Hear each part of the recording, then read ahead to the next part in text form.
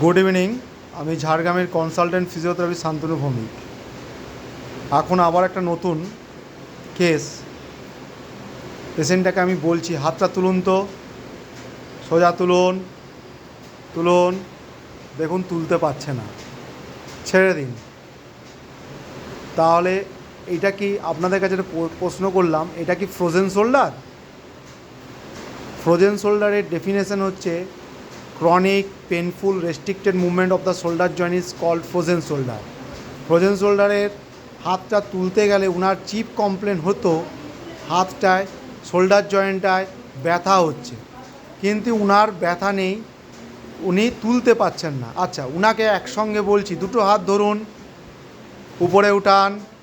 দেখুন উনি সুন্দর তুলে দিলেন হাতটা, আবার নামান।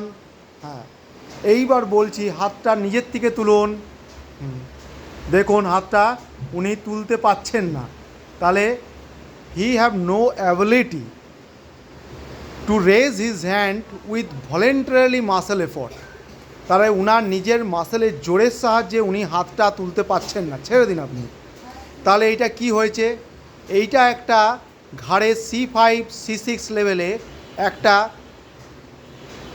নার্ভ কম্প্রেশন বা নার্ভের কোনো গণ্ডগোলের জন্য এক্সিলারি নার্ভ পলসি অথবা ডেল্টয়েড পলসি আমরা বলে থাকি।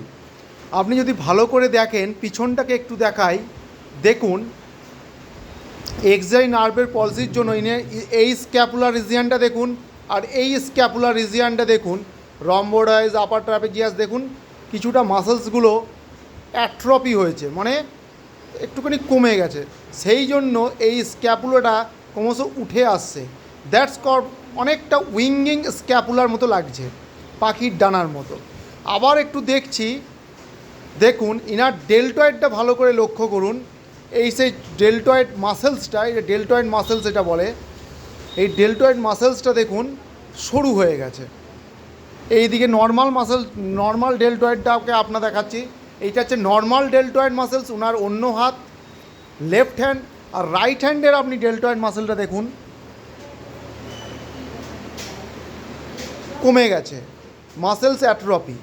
আচ্ছা, যদি ভিডিওটা পুরো কমপ্লিট করার আগে যদি ভিডিওটা আপনার ভালো লাগে, অবশ্যই লাইক, শেয়ার ও কমেন্ট করবেন। এই রকম নতুন নতুন ভিডিও পেতে অবশ্যই চ্যানেলটিকে সাবস্ক্রাইব করে রাখবেন। হ্যাঁ, এইবার বলি, তাহলে এখান থেকে আমরা এই সিদ্ধান্তে উপনীত হলাম যে এইটা একটা নার্ভের জন্য হয়েছে, যে নার্ভটা হচ্ছে এক্সিলারি নার্ভ পলসি।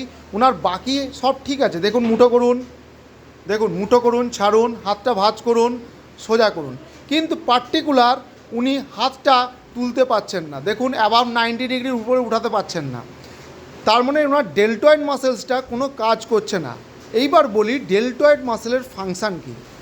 কিছু তো নিশ্চয়ই আছে ডেল্টয়েড মাসেলের কাজ। ডেল্টয়েড মাসেলের কাজ হচ্ছে হাতটাকে সোজা করে উপরে তোলা, সাইডে তোলা এবং পিছন দিকে উঠানো। তার কারণ হচ্ছে ডেল্টয়েডের 3টা মাসেলস ফাইবার আছে, anterior muscles fibre, middle muscle fibre এবং পোস্টেরিয়র মাসেল ফাইবার। নার্ভটা যেহেতু কাজ করছে না, 3টা মাসেলস ফাইবারই উনার কাজ করছে না।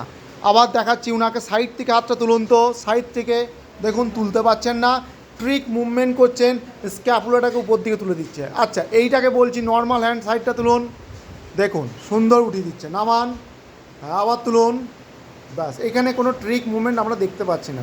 কিন্তু এই শোল্ডারটা উঠাতে গেলে উঠান, দেখুন উঠাতে পারছে না।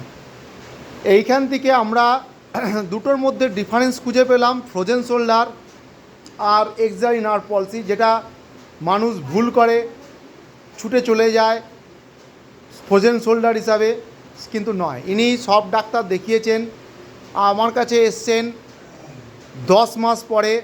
আমরা চেষ্টা করছি আমাদের ফিজিওথেরাপি ডিপার্টমেন্টে যে সমস্ত আমাদের এই রোগের ক্ষেত্রে যে সমস্ত মেশিন আমাদের খুবই প্রয়োজন, যেমন মাসেল স্টিমুলেটরের মধ্যে আইজি কারেন্ট অর্থাৎ ইন্টারমিডিয়েট গ্যালভানিক কারেন্ট, আমরা ইনাকে গ্যালভানিক কারেন্ট দিচ্ছি একটা নার্ভ ট্রাঙ্কে, একটা আপার ট্রাপেজিয়াসে 5 মিনিট দিচ্ছি, পোস্টেরিয়ার ফাইবার অফ দ্য ডেল্টয়েডে 5 মিনিট দিচ্ছি, মিডিল ফাইবার অফ দ্য ডেল্টয়েডে আমরা 5 মিনিট দিচ্ছি, আর অ্যান্টেরিয়ার ফাইবার অফ ডেল্টয়েড আমরা 5 মিনিট দিচ্ছি। এর সাহায্যে এই শুরু করেছি এবং আরও অত্যাধুনিক কিছু পদ্ধতি আছে যার সাহায্যে আমরা আশা রাখবো উনি আরেকটু অনেকটা ইমপ্রুভমেন্ট করতে পারবো। কারো যদি এরকম হয়ে থাকে অবশ্যই এই চ্যানেলের বা মাধ্যমে আপনি কমেন্টের সাহায্যে আমাকে বলবেন, অবশ্যই আপনাকে সেই সমস্ত পদ্ধতি বলবো যার সাহায্যে আপনি উন্নতি হবে। নিউরাল টেনশন রিলিজ, নার্ভটাকে আস্তে আস্তে স্ট্রেচিং বাই স্লাইডার পদ্ধতিতে করলে হবে না, এখন বাই টেনশনার পদ্ধতিতে সাহায্যে করতে হবে। থ্যাংক ইউ, ধন্যবাদ। যদি কারো ভালো লাগে অবশ্যই লাইক, শেয়ার ও কমেন্ট করবেন।